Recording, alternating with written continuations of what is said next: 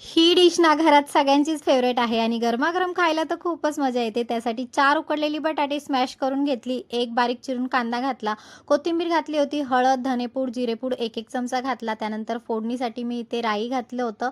मग बारीक चिरून हिरव्या मिरच्या असतात ते घातल्या, कढीपत्ता घातला आणि सरळ फोडणी या भाजीवर घालायची आहे. चवीनुसार मीठ घालायचं आणि सगळं मिक्स अँड मॅच करून मस्त अशी चटपटीत भाजी रेडी होते. त्यानंतर एक बाउल घेतला, 1 वाटी बेसन घेतलं होतं, त्यामध्ये थोडे-थोडे मसाले घातले होते आणि नंतर याच्यामध्ये घालायचं आहे खूप सारं आपलं कोथिंबीर, चवीनुसार मीठ घालायचं, थोडं पाणी घालून अशा प्रकारे आपल्याला हे तयार करून घ्यायचं आहे.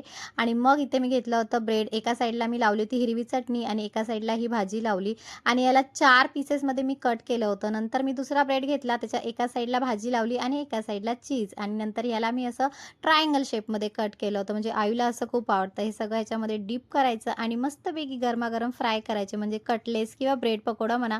मस्त अशा घरच्या घरी रेडी होतं आणि या हिरव्या चटणीबरोबर खायचं एकदम भारी लागतं. कशी वाटली रेसिपी मला नक्की कमेंट करून सांगा आणि चीजवाली तर नक्कीच ट्राय करा. चला, बाय.